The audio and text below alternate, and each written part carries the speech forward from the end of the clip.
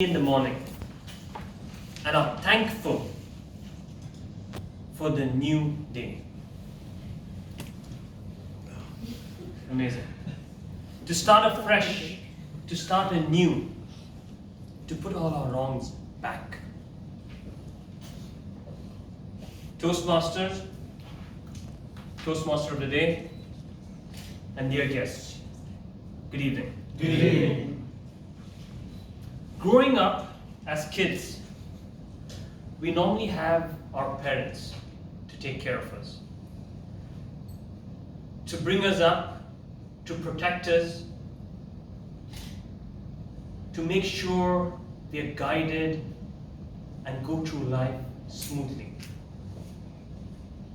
As time passes by, that protective layer becomes weaker.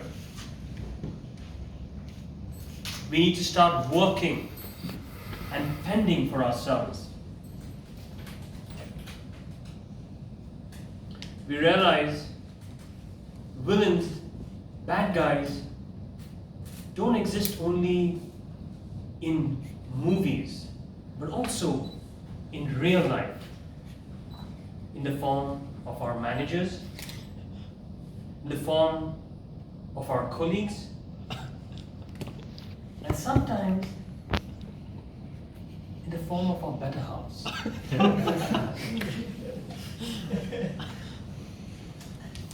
Time is a great leveler, I'm told. And one of these experiences a few years earlier enhanced my view on life.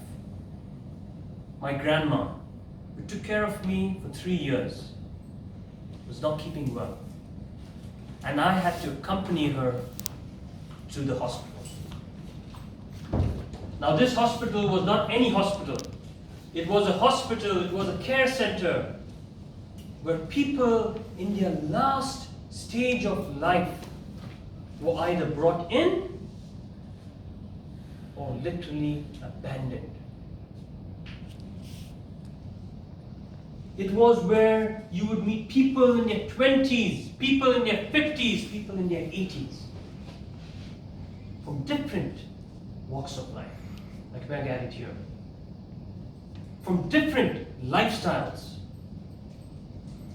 but united in their pain, in their grief, in their loneliness. I was given the cold floor next to my grandma to sleep in. And on the first night, I was awoken by a distant yet clear cry. I ran out and saw this lady crying, sobbing on her bed. I ran to the nurse and told her, why is she crying in the middle of the night? And she told me, the pain is unbearable. Yes, in this place, there were people crying. There were people screaming. The institute was unbearable. They wanted to get out. They could see the sunlight, but they could not feel its warmth. They could smell the fresh air, but they still felt suffocated. They were surrounded by people who were not their own blood. Their eyes, their voice, their very being begged for love. Now, in the midst of this desperation, I met Henry. Henry was an old man, abandoned by his family, but found a way to find positivity. Whenever I asked him, Henry, where's your family? He'd say, they're there, they're busy. They do come and see me whenever they can. This man was once a caring father, a loving husband,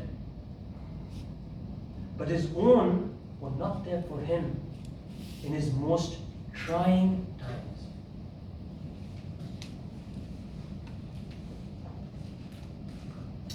My grandma got better. I left after a few days. But fortunately this year, in February, I got a chance to visit this institute. I walked in, met new faces, saw some old ones. I ran to see if Henry was still there. I saw his bed. Well done. I feared the worst. But silly me. There he was, laughing away the negativity, being as positive as he could be. During our conversation, we met one of the nurses run past us, screaming out an emergency. I was curious. I followed her to a bed surrounded by nurses. They were trying to revive him. I didn't even know his name. I just saw his face. But all your attempts were futile.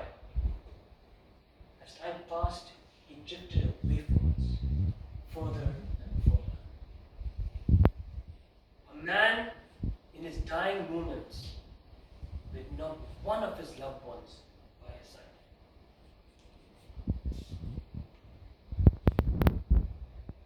Time is finite. Life is a gift. Life is our treasure.